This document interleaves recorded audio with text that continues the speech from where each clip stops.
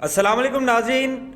मेरा जिस्म मेरी मर्ज़ी के साथ मैं हूँ हिलाल नजमी और आप देख रहे हैं नाउ न्यूज़ नेटवर्क। जी हाँ, सस्पेंस हुआ ख़त्म और ख़त्म हुआ इंतज़ार। जैसे कि हम कुछ दिनों पहले से हम पोस्ट भी किया हमने कि मेरा जिस्म मेरी मर्ज़ी के नाम से हम एक प्रोग्राम शुरू करने जा रहे हैं। तो यहाँ मैं आपको क्लियर करूँ कि अभी कुछ अर्से पहले हमने पाकिस्तान के मशहूर व मारूफ plastic surgeon doctor Adil Asif Zaidi साहब का इंटरव्यू हमने किया था, जिसके बाद हमें फ़ीडबैक मिला और बड़ी डिमांड आई कि भाई चूँकि इसमें बड़ी वेरिएशन है प्लास्टिक सर्जरी से मुतालिक, बात चूँकि जिस्म की हो रही है, हमारे इंसानी जिस्म में क्या क्या तब्दीलियाँ हम कर सकते हैं, करा सकते हैं, क्या क्या हो सकता है और क्या नहीं हो सकता। यही चीज़ को मद्देनज़र रखते हुए हमने प्रोग्राम का नाम ही मेरा जिस्म मेरी मर्ज़ी रखा। और जब हमें ये डिमांड आई और फीडबैक मिला आप लोगों का कि इस प्रोग्राम को कंटिन्यू करें क्योंकि इसमें इतनी ज़्यादा वेरिएशन है, इतने सारे सेक्शंस हैं, तो हमने और डॉक्टर साहब ने डिसाइड किया कि भाई हम इस प्रोग्राम को आगे लेके चलते हैं और मुख्तलिफ़ टॉपिक्स पे हम बात करते हैं। तो इस वक्त हमारे साथ डॉक्टर आदिल आसिफ जैदी, पाकिस्तान के मशहूर व मारूफ प्लास्टिक सर्जन और कंसल्टेंट एमडी प्लास्टिक सर्जरी से इनका ताल्लुक़ है। और ना सिर्फ अभी बल्कि मज़ीद प्रोग्राम्स में भी, आगे प्रोग्राम्स में भी डॉक्टर साहब हमें आगाही देते रहेंगे मुख्तलिफ़ चीज़ों में। तो आज हम अपने प्रोग्राम का आगाज़ करते हैं। सबसे पहले तो डॉक्टर साहब बहुत शुक्रिया कि आपने हमारे लिए वक्त निकाला और इस प्रोग्राम में हमारे साथ मुआवनत की और शुरू किया हमने ये प्रोग्राम।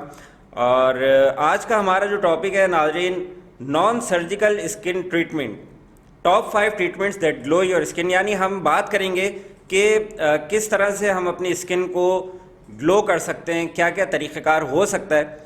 सबसे पहले तो अस्सलाम वालेकुम डॉक्टर साहब, कैसे हैं आप, खैरियत से हैं? वालेकुम अस्सलाम। बहुत शुक्रिया मुझे इनवाइट करने का। मैं बिल्कुल ठीक हूँ। आपकी तबीयत कैसी है? बिल्कुल, अल्लाह का शुक्र है। अच्छा डॉक्टर साहब, ये बताइएगा नॉन सर्जिकल स्किन ट्रीटमेंट क्या है, थोड़ा सा आप ज़रा बताएं प्लीज़। देखिए, अगर एक कमरे में आप 10 लोगों को जमा करें और उनमें से बोलें कि आपका स्किन को रिजुवनेट यानी कि स्किन को बेहतर बनाना है और उसके लिए आपके पास सर्जिकल तरीके भी हैं और नॉन सर्जिकल तरीके भी हैं, तो 10 में से 8 लोग जो हैं उनमें से नॉन सर्जिकल ट्रीटमेंट जो है वो सिलेक्ट कर लेंगे। तो इसी चीज़ को मद्देनज़र रखते हुए लोगों की जो डिमांड होती है, और क्योंकि लोग नॉन सर्जिकल तरीके पे ज़्यादा जाते हैं क्योंकि उसका डाउन टाइम कम होता है, तो इसलिए लोग नॉन सर्जिकल तरीक़ों को ज़्यादा प्रेफर करते हैं। ये होते क्या हैं? ये कुछ ऐसे ट्रीटमेंट्स होते हैं कि जो कि आप एज अ डे केयर करवा सकते हैं। आप आते हैं, करवाते हैं और उसी दिन आप चले जाते हैं और विद इन नेक्स्ट 24 आवर्स जो थोड़ी बहुत रेडनेस स्वेलिंग होती है वो भी ख़त्म हो जाती है और आप दिखने में भी अच्छे लगते हैं और फ्रेश और यंग नज़र आते हैं। अच्छा ये बताइएगा डॉक्टर साहब, इसके अंदर हमने जैसे कि चीज़ें देखी भी, माइक्रो नीडलिंग, ये क्या चीज़ है? इसको हम किस तरह से आप बयान करेंगे? माइक्रो नीडलिंग क्या चीज़ है? देखिए, जैसे जैसे प्लास्टिक सर्जरी आगे बढ़ी, चीज़ें नॉन इन्वेजिव पे चलेंगी। नॉन इन्वेजिव का मतलब ये है कि अब आपको बहुत बड़े बड़े कट्स लगाने की ज़रूरत नहीं, आप बहुत माइक्रो नीडल्स लेके जो कि बिल्कुल पेनलेस हो जाती हैं और उनकी एक ख़ास रफ्तार से जब आप उसको स्किन में इंजेक्ट करते हैं, उसके ज़रिए आप चाहें तो PRP भी इंजेक्ट कर सकते हैं, मुख्तलिफ सीरम इंजेक्ट कर सकते हैं। और इससे होता क्या है कि जिस्म के अंदर कोलेजन और इलास्टिन की जो क्वांटिटी डिस्टर्ब हुई हुई होती है एजिंग की वजह से, फोटो डैमेज या सन डैमेज की वजह से या फिर किसी और भी वजह से, तो उसको ये वापस से सही करने में आपकी मदद करता है। इन द एंड रिजल्ट ये होता है कि फेस देखने में अच्छा नज़र आता है, ग्लो करता है, शाइन करता है। और जो जैसे बचपन में आपने छोटे बच्चे देखे होंगे कि जो कि बगैर किसी मेकअप के भी इतने क्यूट नज़र आते हैं और आप भी मतलब एज के साथ भी आप अच्छे नज़र आ सकते हैं। तो ये सारे ट्रीटमेंट जो है इसलिए होते हैं। ठीक है। अच्छा डॉक्टर साहब, अभी जैसे आप बता रहे थे कि सीरम का आपने जिक्र किया, तो क्या ये ट्रीटमेंट जो है वो सीरम के साथ या फिर एक और टर्म है प्लेटलेट रिच प्लाज्मा के साथ, ये इसको किस तरह से आप बताना चाहेंगे? देखिए, जो सीरम्स हैं वो विटामिन C की हाई डोजेस सीरम्स होते हैं, कुछ हाइलुरोनिक एसिड्स होते हैं और कुछ ऐसे एसेंशियल कोलेजन सीरम्स होते हैं जो कि स्किन के अंदर इन्फ्यूज़ किए जाते हैं और ये माइक्रो नीडलिंग के ज़रिए ही किए जाते हैं। और इससे फ़ायदा ये होता है कि स्किन में वो जो समझ लें कि लैक्सिटी और जो इनरिचमेंट ख़त्म हो गई है उसको वापस से पैदा करने में मदद देता है और वापस से उसको यूथफुल अपीयरेंस की तरफ लेके जाते हैं। इसी के कंपेटिटर्स में जो एक दूसरा सीरम या इसको आप समझ लें एक लिक्विड जो हम इस्तेमाल करते हैं उसको कहते हैं प्लेटलेट रिच प्लाज्मा, जो कि शॉर्ट फॉर्म है PRP के ज़रिए ये भी इस्तेमाल होता है।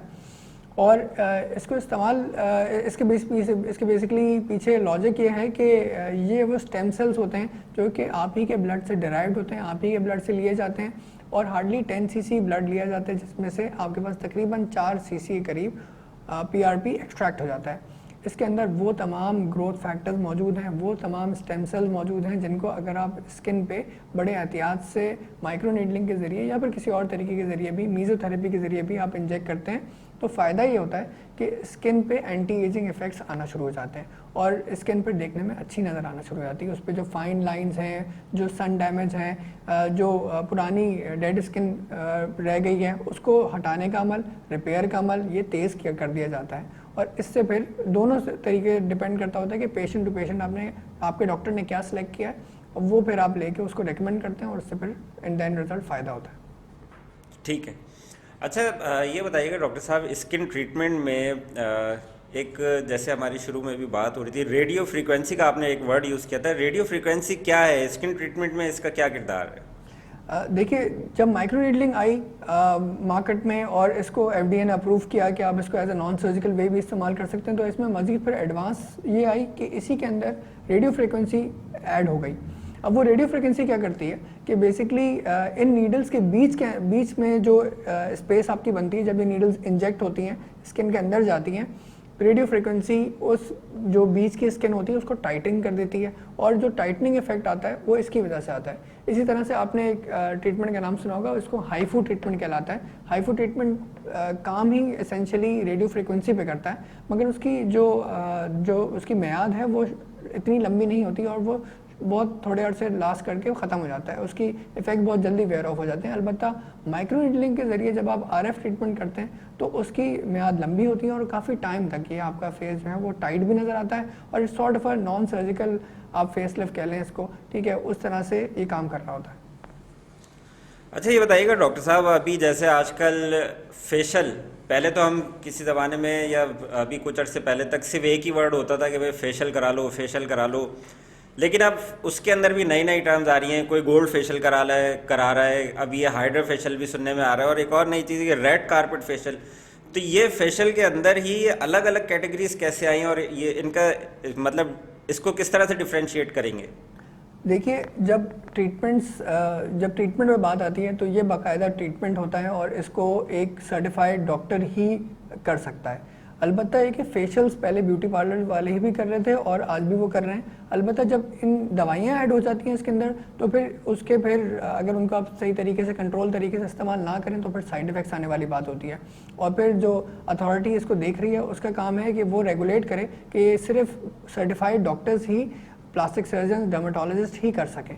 अलबत्ता ये कि यही ट्रीटमेंट जो कि बहुत अच्छा ट्रीटमेंट है, इसके रिजल्ट्स बहुत अच्छे हैं, अगर ये ब्यूटिशियन के हाथ में चला जाता है तो फिर आपने सुना ही होगा कि आजकल भी बहुत ज़्यादा मिसहैप्स हो रहे हैं, गड़बड़ हो रही हैं और लोग फिर वो एक डिसफिगर्ड फेस लेके आ रहे होते हैं। Long story short, hydra facial ये है कि बेसिकली एक बहुत हाई प्रेशर स्टीम, एक जेट ऑफ वाटर होता है और उससे आप एक्सफोलिएट करते हैं। अब जो स्किन के डेड सेल्स हैं उनको आप स्किन के ऊपर से बड़े एहतियात से हटा देते हैं। और अगर आपका हाथ इतना अच्छा वेल ट्रेंड है कि वो एक रेजिडेंसी प्रोग्राम से गुजरा हुआ है जो कि FCPS ट्रेनिंग प्रोग्राम होता है, उससे गुजरा हुआ है, तो आपका हाथ इतना ज़्यादा सेफ हो जाता है मरीज़ के लिए कि आप एक वाटर जेट को भी जो है वो इस्तेमाल कर सकते हैं कि उससे आप एक्सफोलिएट करें और डेड सेल्स को हटा दें और फिर नई सेल्स, स्किन सेल्स को आने दें।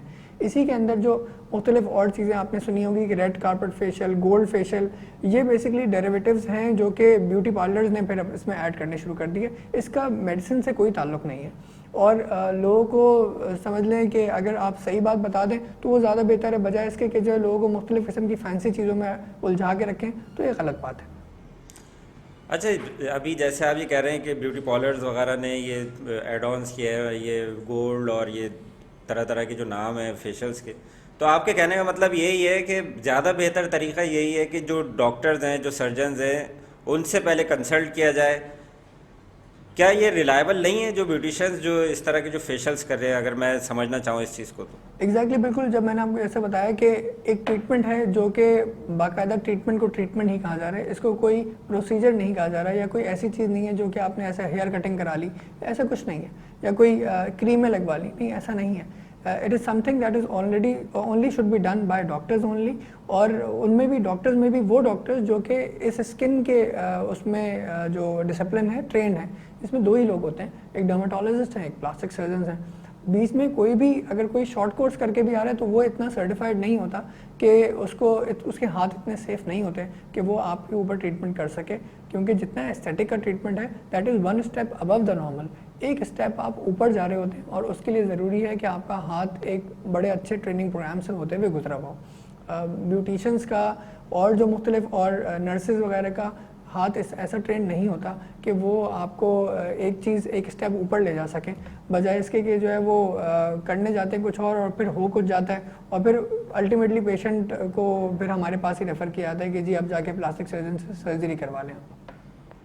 ठीक है, तो मतलब आपके कहने का मकसद जो मैं समझ पा रहा हूँ वो यही है कि जो जैसे अभी आपने कहा शॉर्ट कोर्स किया हुआ होता है, और तो ये कहीं वही बात तो नहीं कि नीम हकीम खतरे जान वाला कुछ मामला तो नहीं है? बिल्कुल ऐसा ही है।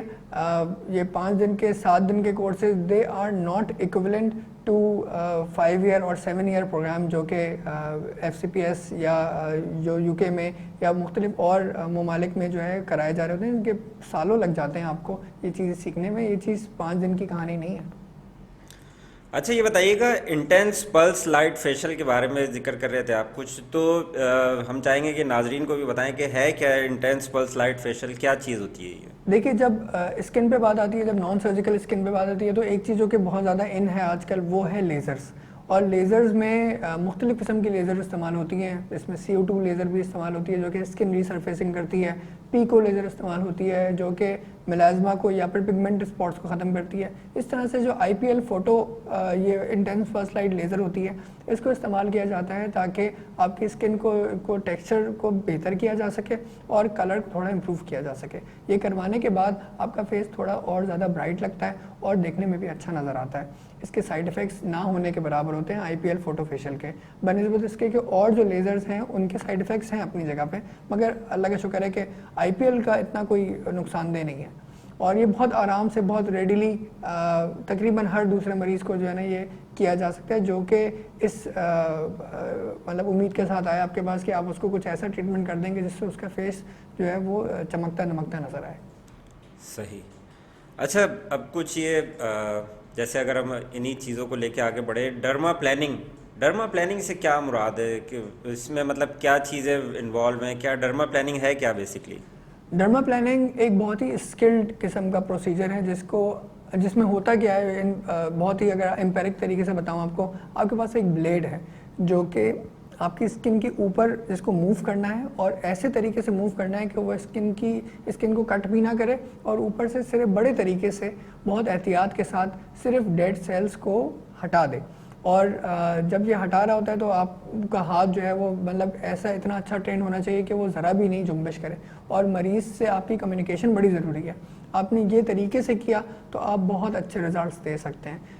कोई भी ट्रीटमेंट जो कि आप फेस पे करते हैं उसके बीच में आपको गैप ज़रूर देना पड़ता है। मिसाल के तौर पे 5 से 7 दिन का वक्फा आप देते हैं ताकि अगले सेटिंग के लिए आपकी फेस की स्किन हील कर जाए और आप नया सेटिंग अगर ज़रूरत है तो आप कर सकें। तो डर्मा प्लानिंग इस तरह से काम करती है। आप पूरे फेस पे एक ब्लेड, जो सर्जिकल ब्लेड्स होते हैं हमारे पास, डर्मा प्लानिंग के स्पेशल ब्लेड्स आते हैं, आप उनको मूव करते हैं और अपने हाथ के ज़रिए, इट्स नॉट समथिंग जो कि किसी मशीन से किया जाएगा, आपका हाथ बहुत ज़्यादा अच्छा स्किल्ड होना चाहिए, तभी आप ये सब कर सकते हैं।